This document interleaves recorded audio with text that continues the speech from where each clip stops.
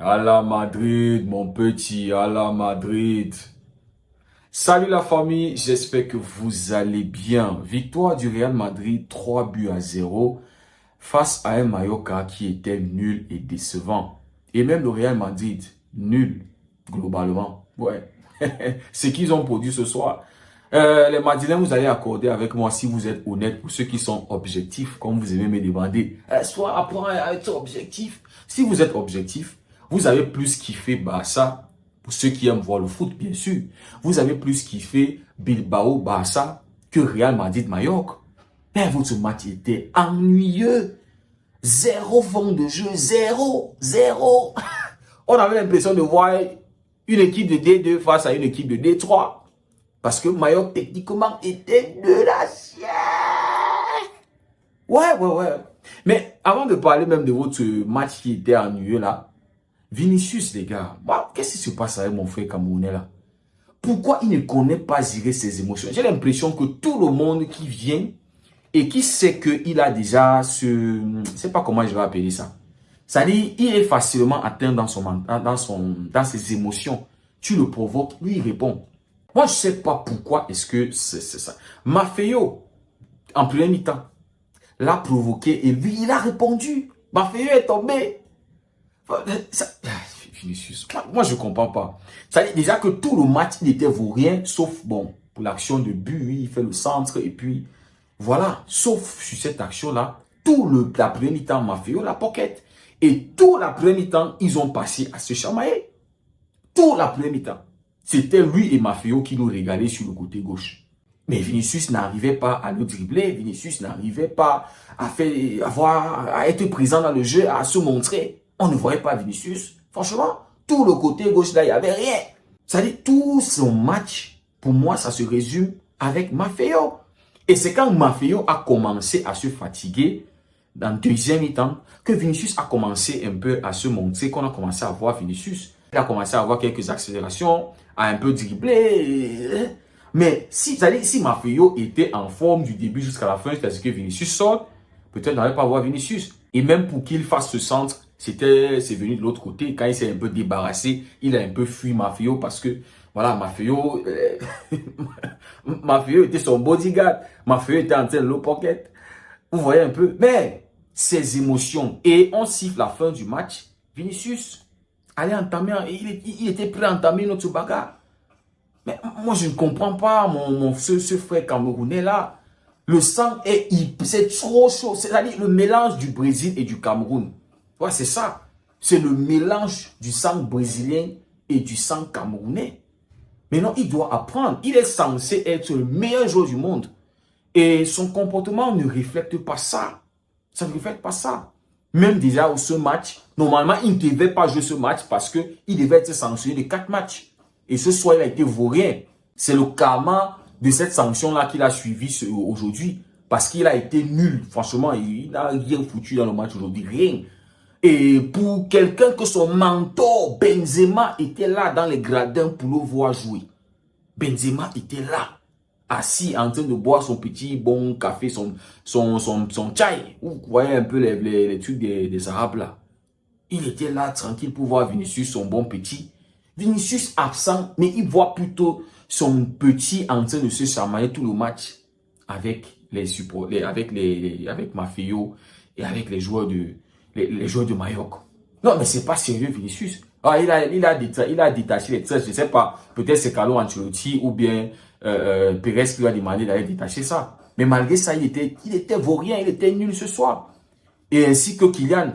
Kylian aussi, vaurien, nul, incapable de faire la différence balle au pied. Toute cette histoire de galactique là, ça n'a rien produit alors que je me disais que puisque Mallorca était nul techniquement, c'est-à-dire qu'ils étaient décevants, complètement décevants dans le jeu, il n'y a que le gardien de Mallorca qui a répondu présent. Toute l'équipe, franchement, était décevante. Moi, je pronostiquais 1-0 en faveur de Mallorca en me disant que Mallorca pouvait produire la surprise. Mais non. Non. Ils étaient très loin de surprendre le Real Madrid ce soir. Déjà qu'ils n'ont même pas gardé un tir, si je ne me trompe pas. Mais tous les tirs que j'ai eu à voir étaient au-dessus de la barre. Courtois n'a eu aucun arrêt sur ce que j'ai vu. Ils étaient nuls à chier. Deuxième mi-temps, entame deuxième mi-temps, ils ont une grosse occasion, mais ils sont incapables de contrôler simplement le ballon et essayer de cadrer.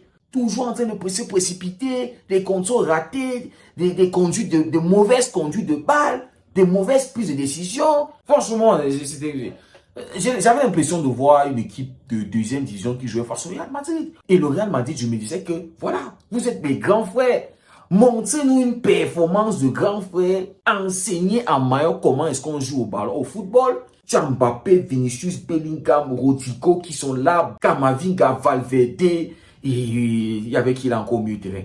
Tous ces gars-là, ils sont incapables de nous construire une belle action comme ça là. Et aller marquer un but. Non, non, non, mais c'est pas... Quand j'ai vu la performance du Barça hier, je me disais que non, si on joue comme ça, face à ce Real Madrid-là qui est aujourd'hui deuxième en Liga et qui enchaîne des bonnes performances, on a un Bellingham qui est en train de revenir en force et tout. Non, si on joue comme ça et on doit faire face au Real Madrid dimanche, au Classico, ça va pas aller. On va pas s'en sortir. Il va falloir up notre game, il va falloir upgrade notre game. Il va falloir être ce Barça-là qui avait fait face au Real Madrid lors du premier Classico, vous vous rappelez? Si on va jouer comme on a joué hier là, face au Real, là, ça ne va pas donner. Mais les amis, je vois le Real Madrid ce soir et je me dis que ce Real-là, si c'est ce qu'ils vont proposer face au Real Madrid ou face au Barça, mais non, on doit les enseigner comment le football se joue. Et mes joueurs, s'il vous plaît, retrouvez votre efficacité. Rafinha et Lewandowski et Lamine Yamal apprennent à être plus méchants. Sur le premier but du Real Madrid, je me rappelle de l'occasion que Rafinha a eu hier, le face-à-face, face à Unai Simon, premier mi-temps. Il tire sur, je ne sais pas si Félix tire sur Unai Simon, mais normalement, il doit conclure cette action-là. Il doit mettre ça, il doit mettre la balle au fond. Mais Unai Simon réussit à stopper son tir et le ballon revient sur Lamine Yamal. Et Yamal est complètement mou. Et il redonne le ballon, il redonne le ballon à Unai Simon. Ce soir, on a Vinicius qui fait un centre, ça tombe sur la tête de Rodrigo. Rodrigo qui tête, ça touche là-bas, ça revient sur Mbappé, Mbataza. Il n'arrive pas à mettre le ballon au fond. Et le ballon qui revient encore sur Jude Bellingham. Et Bellingham se rassure que ce ballon va entrer.